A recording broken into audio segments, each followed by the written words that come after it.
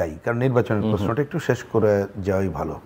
কারণ ঠিকই তো, যেমন নির্বাচনের তো আমি আগেও যেটা বলেছি, আমরা আরও জোরের সাথেই নির্বাচনে যাতে করে আমরা এবং জনগণ অংশগ্রহণ করে সেটা করতে চাই, যাতে করে সরকার যে অঙ্গীকার করেছে, নির্বাচন কমিশন অঙ্গীকার থেকে এক পাও তারা যেমন না পেছনতে পারে, এবং কেউ যদি পেছানোর প্রচেষ্টা নেয় সেটি যাতে না পারে। যার জন্যে আমরা আমাদের দলীয় মনোনয়ন বোর্ড, বাম জোট, অন্যরা মিলে সব কাজটা অলরেডি শুরু করে দিয়েছি। সেইটাই হচ্ছে আমাদের প্রধান কাজ। কিন্তু আমি আবারও একটু রিপিট করি, সরকারকে আরও দৃশ্যমান কার্যক্রম ছাড়া এটা নিয়ে কিন্তু প্রশ্ন আসবে। যেমন আমি ঠিক জানি না, হঠাৎ করে দেখলাম এই যে সনদ সর্বশেষ এই বিষয় নিয়ে দেখলাম আলী রিয়াজ সাহেবকে ওনার বিশেষ সহকারীর মর্যাদা এবং উপদেষ্টার মর্যাদা নিয়ে দিতে, তো বাংলাদেশে একটা নানা কোশ্চেন যে এইটা অল্প সময়ের জন্য ব্যাপারটা কি, এবং এই সময় উনি আর নতুন কি করবেন, কারণ হাতে তো সময় নেই। এবং আলটিমেটলি নির্বাচন মানে হইতে হবে, এভাবে তো সবাই একমত, নির্দলীয় নিরপেক্ষ তদারকি সরকার অধীনে। এখন ইউনূস সাহেবের ব্যাপারে আমাকে যখন বলে, আমি বলছি যে ওনাকেই জিজ্ঞেস করেন যে উনি কি, উনি আছে কিনা, উনি ঠিকমতো পারবেন কিনা, পারলে উনি করুক, আপত্তি করছে না। কিন্তু ওনার যে উপদেষ্টা পরিষদ, এইখানে ওনার প্রিয় দল বিএনপি, জামাত, এনসিপি, তারা পরস্পর যে অভিযোগগুলো করেছে সেইগুলো আমলে নিয়েই উনি পরিবর্তন করুক, আমাদের কথা শোনার দরকার নেই, তাহলে কিন্তু যাবে। আমি মনে করি যে সেই জায়গাটা যাওয়া দরকার। তা সেইখানে এরকম একটা নিয়োগ নিয়ে কিন্তু মানুষের মনে নানা কোশ্চেন যে তাহলে ব্যাপারটা কি। আমি ওই প্রশ্নটাই রেখে গেলাম, আর আলোচনায় গেলাম না। কিন্তু পরে আপনি যে আপনার কনফিউশন বা অন্যদের যারা প্রশ্ন তুলছে যে তাহলে কি ওনারা দীর্ঘদিন ক্ষমতায় থাকতে চাইছেন, হ্যাঁ ঠিক, নাকি ওনাকে যে ক্রাইসিসটা আছে সেই ক্রাইসিস যদি কেউ মনে করে থাকেন যে ঐকমত্য কমিশনের মধ্য দিয়ে অনেকখানি অগ্রগতি হয়েছে, সেটার একটা সমাধান এই 2 মাসে করার জন্য নাকি নিয়ে আসা হয়েছে। এক্ষেত্রে আপনি যে প্রশ্নটা তুললেন, আমি পরিষ্কার করে বুঝটা বলি। প্রথম কথা, হাতে যে সময় আছে, নতুন করে পলিটিক্যাল পার্টিগুলোর সাথে কথা বলে কনফিউশন দূর করার কোনো সুযোগ নাই। তার অন্যতম যদি ইলেকশন করতে হয় তাহলে পলিটিক্যাল পার্টির আসলে আলোচনা করার সময় নেই। সময় নেই। আরেকটা কারণে এটা নাই কেন, আরেকটা কারণ হচ্ছে উনি যতটুকু প্রথমে আলোচনা করেছিলেন, কিন্তু যাওয়ার আগে সনদের নামে যে কাজটা করে গেলেন, বাস্তবায়ন পদ্ধতির নয়, যা কাজটা করলেন তাতে সব ক্রেডিবিলিটি উনি হারিয়ে ফেলেছেন। আমার ধারণা এখন ডাকলে এই দলগুলো যাবেই কিনা এটা সন্দেহ আছে। সুতরাং ওই ক্রেডিবিলিটি নাই। বরঞ্চ আপনি এখানে যে প্রশ্ন তুলেন, মানুষের মনে ওই প্রশ্নটাই বরঞ্চ ঘুরপাক খাচ্ছে। ব্যাপার কি, ওনাকে নিয়ে আসলো, উনি কোন দেশের লোক, কোন লবির লোক, তাহলে কি দীর্ঘমেয়াদে কোনো একটা অংশ বা কারোর থাকার ইচ্ছা, সেইটার কোনো একটা ক্রীড়ানকের ভূমিকা হবে কিনা, এই প্রশ্ন মানুষের মধ্যে আছে। কিন্তু আমি মনে করি সেই প্রশ্ন সরকারকেই এর উত্তর নিশ্চিত করতে হবে, তাই না হলে কিন্তু আমরা একটা খুব ভালো জায়গায় যেতে পারবো বলে মনে হয় না। সুতরাং এইটা হচ্ছে একটা ব্যাপার। এখন আর আপনি পরে যে আলোচনাটা করছিলেন, জানতে চাইলেন কোন প্রশ্নটা? একটা তো হলো যে উনি কি করতে পারবেন না করতে পারবেন, সেটা একটা প্রশ্ন। আরেকটা যে জামাত এবং এনসিপি। হ্যাঁ ঠিক। আমার একটা জেনারেল অবজারভেশন, আমরা তো একটা প্রথম পর্বে একটু আলোচনা করলাম যে বিএনপিটা তো একটা অবস্থানটা ধোয়াটে, বোঝাই যাচ্ছে না ঠিক, কিন্তু জামাত এনসিপিটিকে বোঝা যাচ্ছে। আমরা যতটুকু এই সময়কালে দূর থেকে দেখতে পাই, তাতে আমার কাছে মনে হয়েছে, ব্যক্তিগত মত সেটা বলতে পারি, যে এনসিপি তারা তো ছাত্রদের দিক থেকে নতুন দল করছে, আসলে শেষ মুহূর্তে তারা নিজেদের লাভালাভই চিন্তা করবে এবং সেটাই করছে।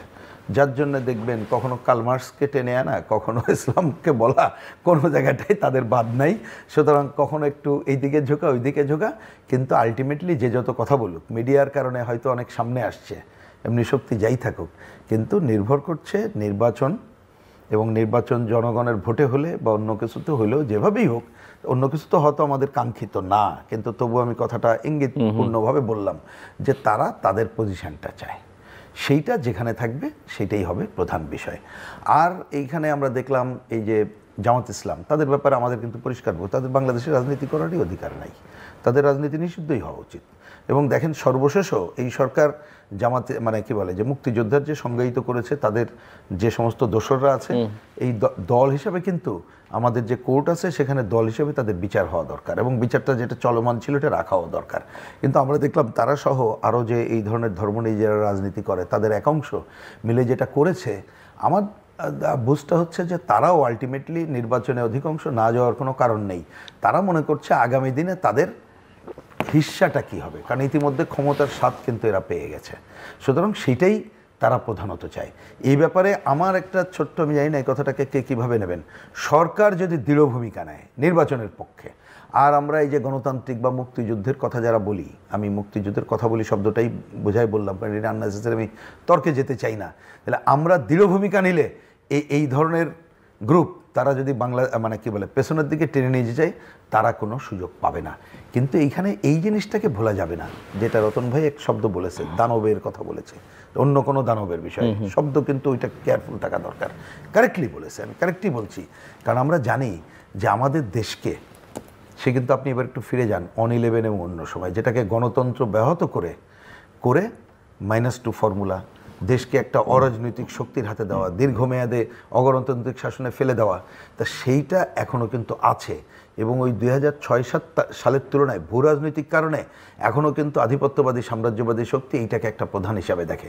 তাদের কাছে ভালো কোনটা, যদি একটা অরাজনৈতিক শক্তি থাকে, অনির্বাচিত সরকার থাকে। দেখেন আমাদের ইউনূস সাহেব সেদিন বক্তৃতা করলেন, তিনি এই বিষয়ে কথা বলবেন, হঠাৎ করে তিনি কি বললেন, ওই যে টার্মিনাল লালদিয়া সেইটাকে দেওয়ার 17 তারিখে চুক্তি নাকি উনি করবেন। আমরা যদিও 16 তারিখে বিক্ষোভ করব দেশব্যাপী এবং তা সরে আসতে বলবো।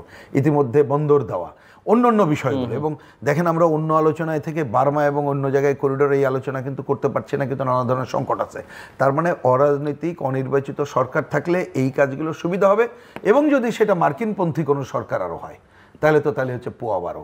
যেটা আমাদের পুরো এই যে গণতন্ত্র, যে কথাটা উনি বললেন, উনি গণতন্ত্রের বাইরেও একটা অন্য পজিটিভ আকাঙ্ক্ষা করেছেন। হ্যাঁ, নিঃসন্দেহে সেটা হলে তো ভালো, আমাদের আপত্তি নেই, কিন্তু আমরা কিন্তু ওইটা মনে করি আমরা জনগণের রায় নিয়েই আসতে চাই, অন্য কোনো পদ্ধতিতে আমরা একেবারেই বিবেচনা করি না। তাতে আমরা মনে করি যতটুকু দায়িত্ব পালন করতে পারি আমরা করে যাব, তাতে আমাদের কোনো সংকট নেই। কিন্তু বড় ব্যাপার হচ্ছে এই আকাঙ্ক্ষা তো কারেক্ট, যে আমি একটা গণতন্ত্রের পথে যাব, আর কতদিন এইভাবে করবো? 54 বছরে বাংলাদেশে মানুষ হতাশ, এবারও মানুষকে হতাশ করলে মানুষ দেখবেন আরও ক্ষুব্ধ হবে কার প্রতি জানেন? রাজনৈতিক দলগুলোর প্রতি, এই যে ওরা কিছু করতে পারলো না, তাহলে অরাজনৈতিক শক্তি কিন্তু আরও সুযোগ পেয়ে যাবে। সুতরাং ওই দলগুলো আমি এইভাবে দেখি, তারা ব্যক্তিগত এবং গোষ্ঠী লাভালাভটাই প্রধান করে আগাচ্ছে, এর বাইরে কোনো কিছু আমি দেখতে পাচ্ছি না। আর তারা মনে করে যে ইলেকশনের দরকারটা কি, কেউ মনে করে ইলেকশন না হলে আমরা এমনি যে ক্ষমতা এনজয় করছি সেটাই আমাদের জন্য তো ভালো, তা যেটা পুরো গণতন্ত্রের জন্য খুবই ক্ষতিকর এবং গণতন্ত্রের পথে চলার জন্য আরও বেশি ক্ষতিকর। আমার মনে হয় এই আলোচনাকে এখন কোনোভাবে গ্রহণযোগ্য না করে আমাদের নির্বাচনের পথে আগায় যাওয়া দরকার, এবং সরকারকে দৃঢ়তার সাথে জনগণের কাছে এমন পদক্ষেপগুলো শো করা দরকার যে নির্বাচনের আর দেরি নাই, সবাই নেমে পড়ো, এটাই করা দরকার। এই প্রসঙ্গে কোনো একটু কথা বলি শুধুমাত্র, সেটা হচ্ছে আইন শৃঙ্খলা, এটা নিয়ে কোনো একটা সময় বেশি কথা হতে পারে যে এখনও নাই। হ্যাঁ, আমরা জানি যে এখন এই যে ধরেন একটা সুযোগে অপশক্তির আমরা কাজকর্ম দেখলাম, তারা এটা চেষ্টা করবে, এটা বাংলাদেশে করবে না এটা ভাবাটা ভুল। কিন্তু যদি আইন শৃঙ্খলা রক্ষায় সরকার জিরো টলারেন্স প্রথম সময় থেকে না পারি, এই যে এখন থেকে দেখাতে পারতো বা আজ থেকেও দেখাতে পারে যে মব সন্ত্রাস কে করলো সেইটাকেও সে ধরবে। দেখেন নাই যে কে একজন একটা স্লোগান দিচ্ছে, একটা দেখলাম বাচ্চা ছেলে, তার কাছে একটা মুক্তিযুদ্ধের বই এবং 32-এর একটা কি বলে ইটের খণ্ড, তাকেও কেন গ্রেপ্তার করতে হবে?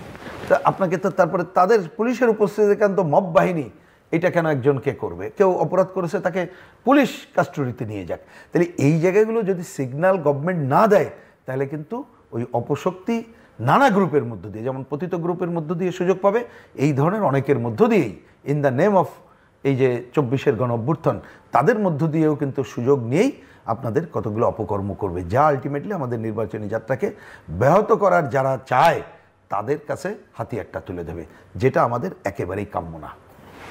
কামরুজ্জামান রতন, সরকারকে দৃশ্যমান আরও কঠোর ভূমিকার কথা প্রিন্সিপাল বললেন। সক্ষমতার প্রশ্নে আপনি দেখেন বারবার কিন্তু আইন শৃঙ্খলা পরিস্থিতিটা কিন্তু বারবার আমাদের সামনে চলে আসছে, এবং এই জায়গায় যদি মানুষের আস্থা এবং বিশ্বাস এই সরকার যদি আসতে না পারে, নির্বাচন আসলেই সম্ভাবনা এবং